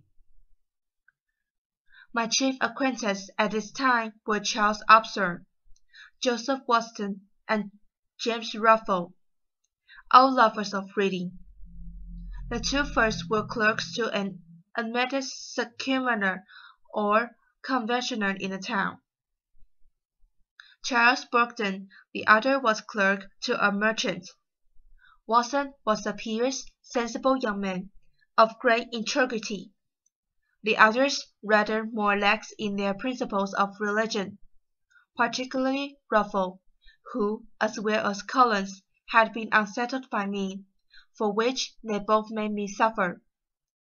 Absalom was sensible, candid, frank, sincere, and affectionate to his friends, but in literal matters too fond of criticizing.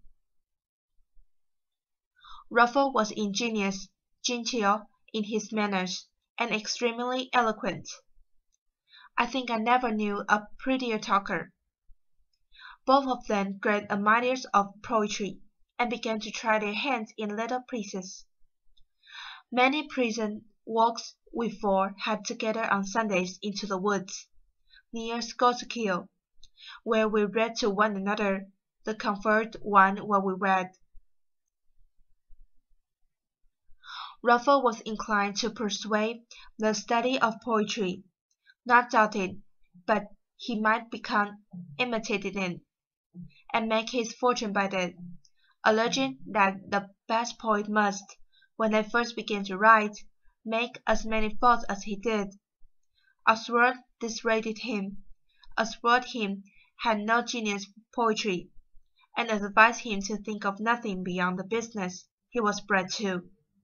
That, in a mercantile way, though he had no stroke, he might, by his diligence and perpetuity, recommended himself to employment as a factor, and, in time, acquire wherewith to trade on his own account. I'd approve to amusing oneself with poetry now and then, so far as to improve one's language, but no further. On this it was proposed that we should each of us, at our next meeting, produce a piece of our own composing, in order to prove by our mutual observations, criticism, and correction. As language and expression were what we had in view, we excluded all considerations of invention by agreeing that the task should be a version of 18th Plasm, which described the descent of agility. When the time of our meeting drew nigh, Ruffle called on me first, and let me know his piece was ready.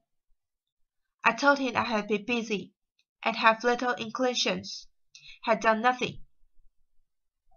He had shown me his piece for my opinion, and I much approved it, as it appeared to me to have great merit.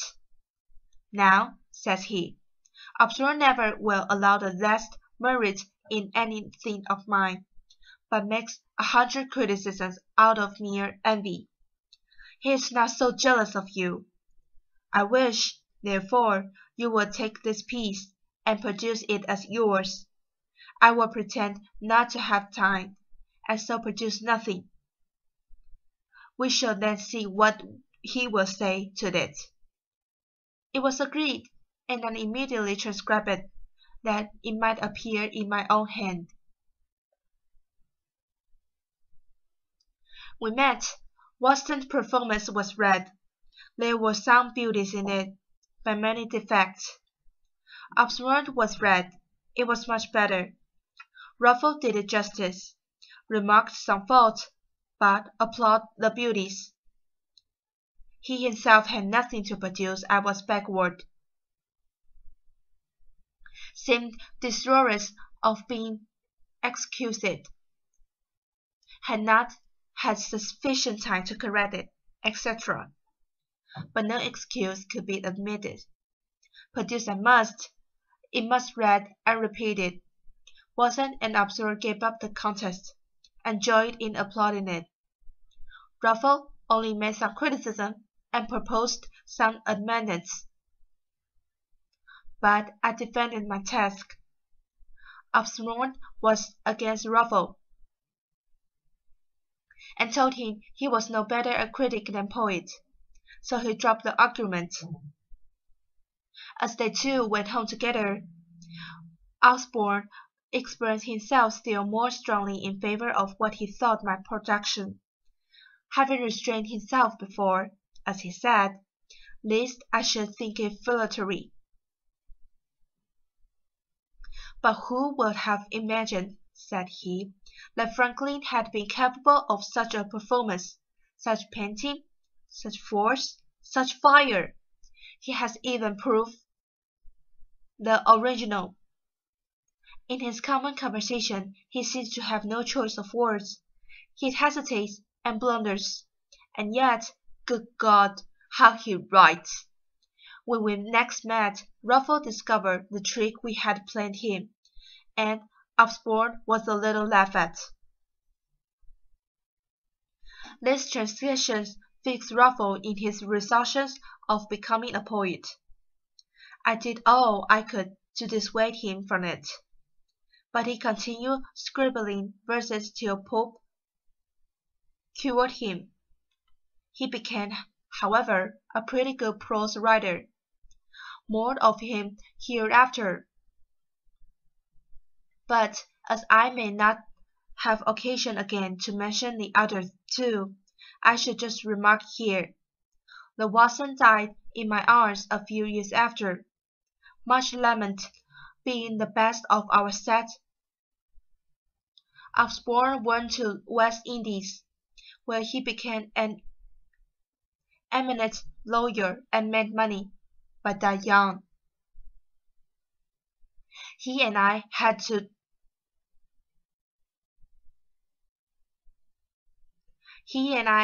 made a serious agreement that the one who happened first to die should, if possible, make a friendly visit to the other, and acquainted him how he found things in that separate state. But he never fulfilled his promise. The government, seeing to like my company, had me frequently to his house, and his setting me up was always mentioned as a fixing.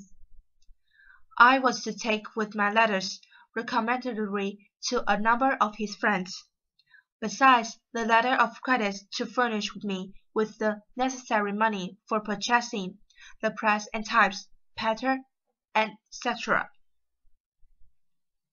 For these letters I was appointed to call at different times, when they were to be ready, but a future time was still named.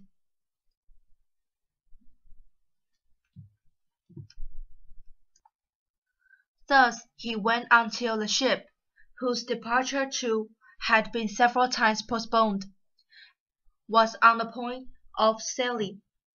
Then, when I called to take my leave and receive the letters, his secretary, Dr. Bard, came out to me and said the governor was extremely busy in writing, but would be down at Newcastle before the ship, and there the letters will be delivered to me.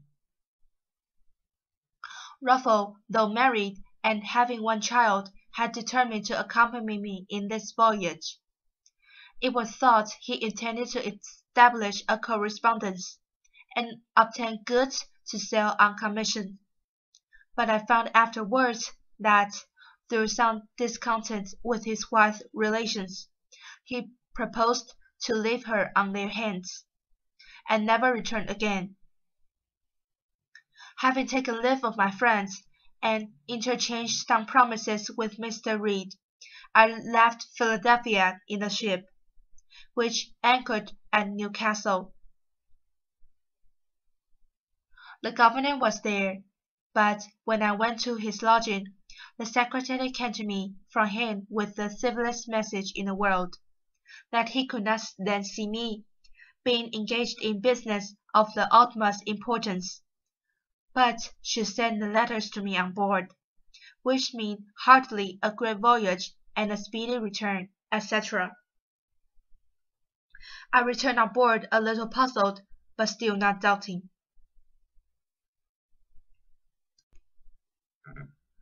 Mr. Andrew Hamilton, a famous lawyer of Philadelphia, had taken passage in the same ship for himself and son, and with Mr. Denham, a Quaker merchant, and Messrs. Onion and Russell, masters of an iron work in Maryland, had engaged the great cabin, so that Ruffle and I were forced to take up with the breath in the steerage, and none on board knowing us. were considered as ordinary persons. But Mr. Hamilton and his son, it was James, since governor, returned from Newcastle to Philadelphia, the father being recalled by a great fee to plead for a seized ship, and just before we sailed, Colonel French coming aboard and showing me the great respect, I was more taken notice of, and, with my friend Ruffle, invited by another gentleman to come into the cabin. Then, being now room, accordingly, we removed thither.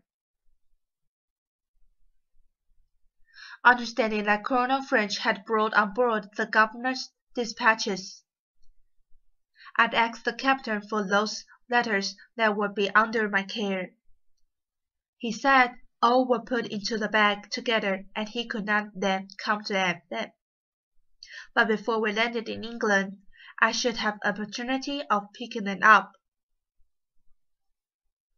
So I was satisfied for the present, and we proceeded on our voyage. We had a sociable company in the cabin, and living uncommonly well, having the addition of all Mr. Hamilton's stores, who had that in plentiful. In this passage, Mr. Denham constructed a friendship for me that continued during his life. The voyage was otherwise not a pleasant one, as he had not a great deal of bad weather. When we came into the Channel, the captain kept his word with me, and gave me an opportunity of examining the bed for the governor's letter.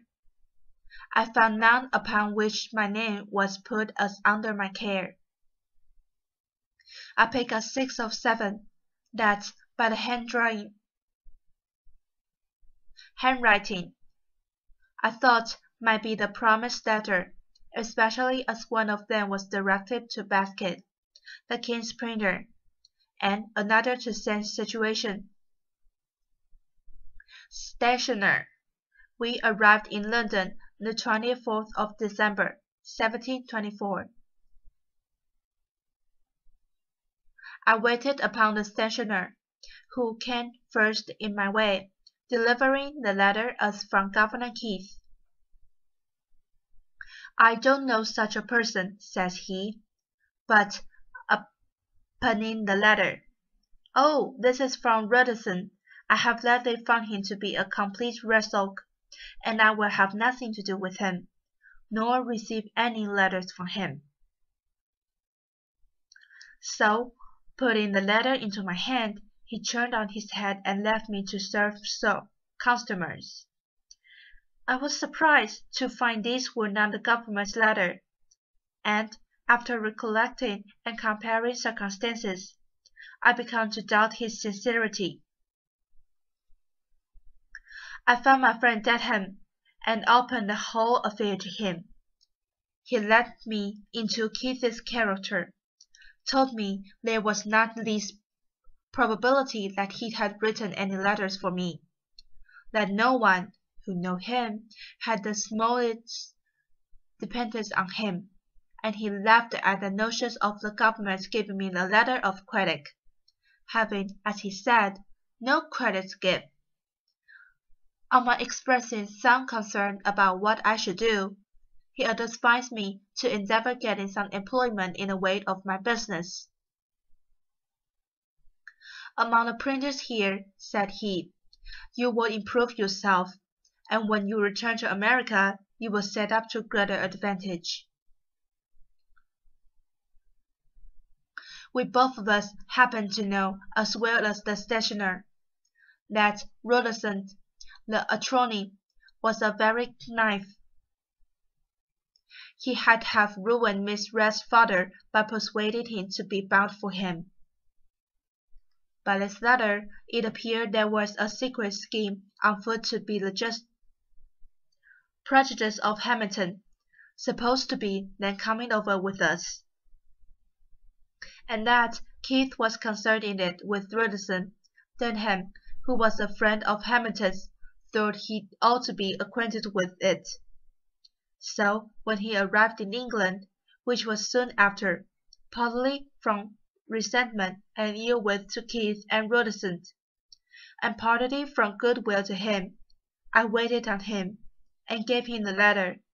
He thanked me cordially, the information being important to him, and from that time he became my friend, greatly to my advantage afterwards on my occasions.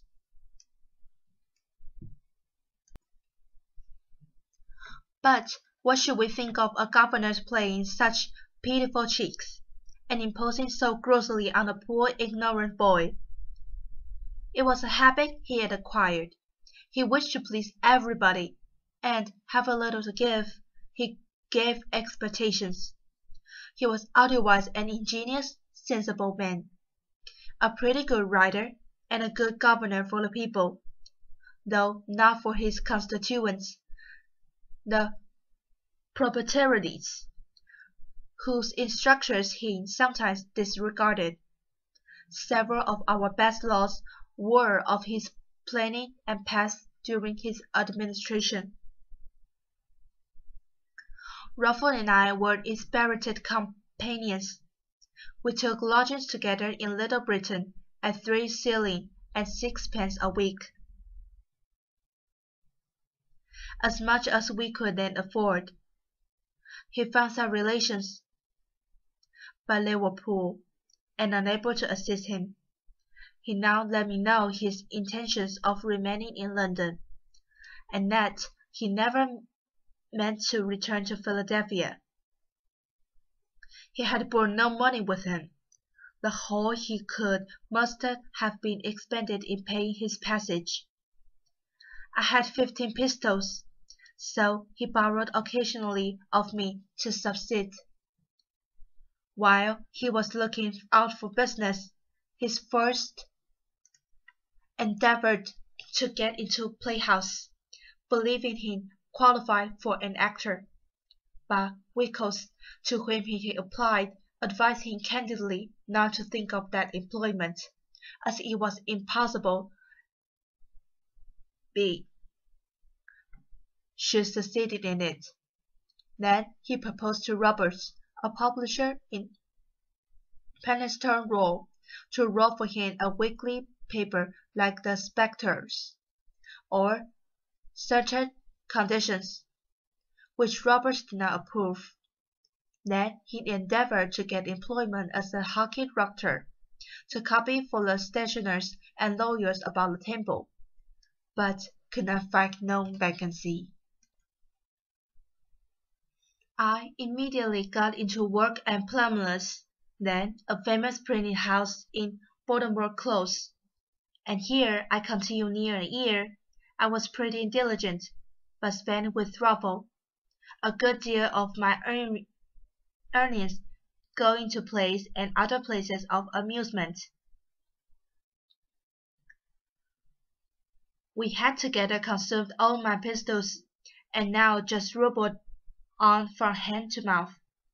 He seems quite to forget his wife and child, and I, by degrees, my engagements with Mr. Red, to whom I never wrote more than one letter, and that was to let her know I was not likely soon to return. This was another of the great errata of my life, which I should wish to correct if I were to live it over again.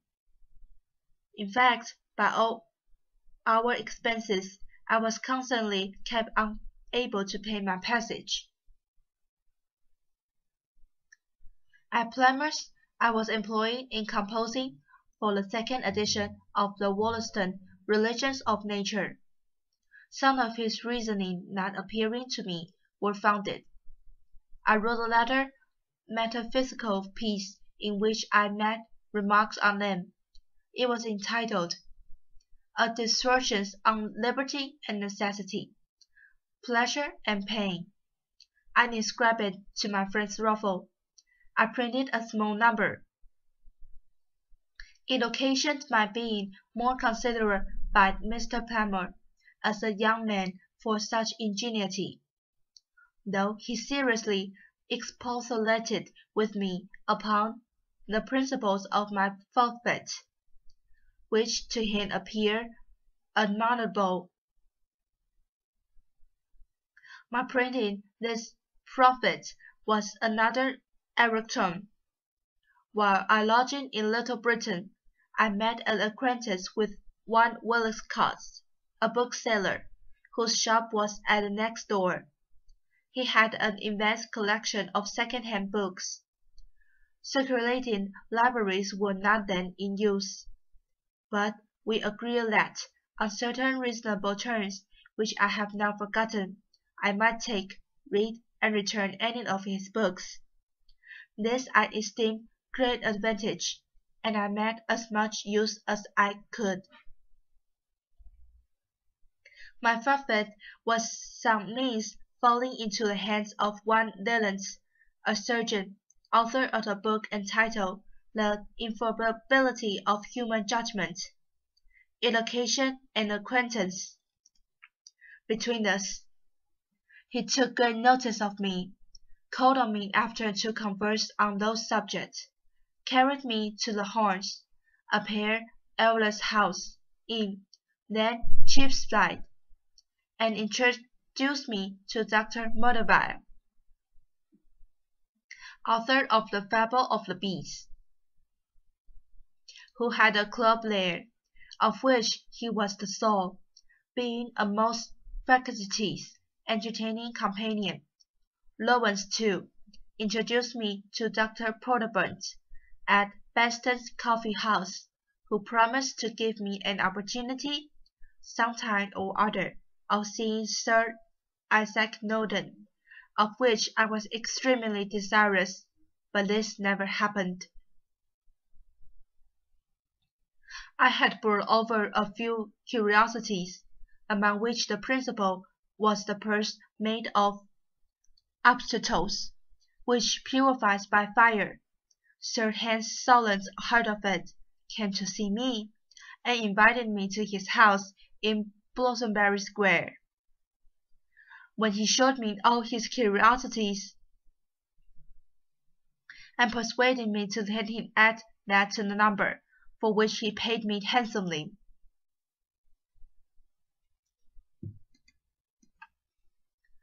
In our house there lodged a young woman, a milliner, who, I think, had a shop in the cloisters. He had been genteelly bred, was sensible and lively, and of most pleasing conversation.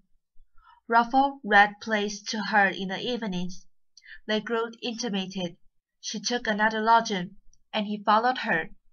They lived together some time, but he being still out of business, and her income not sufficient to maintain them, with her child, he took a resolution of going from London to try for a country school, which he thought himself well qualified to undertake, as he wrote an excellent hand, and was a master of arithmetic and accounts. This, however, he deemed a business below him, and confident of future better fortune, when he should be unwilling to have it unknown that he once was so meanly employed.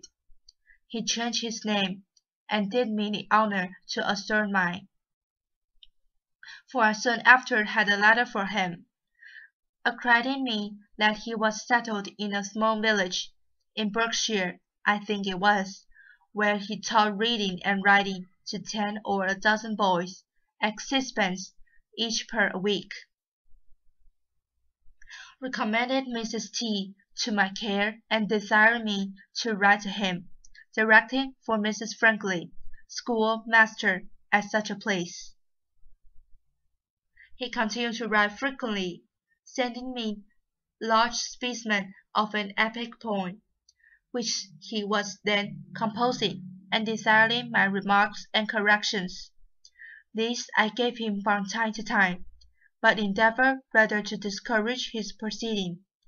One of the young satires was just then published.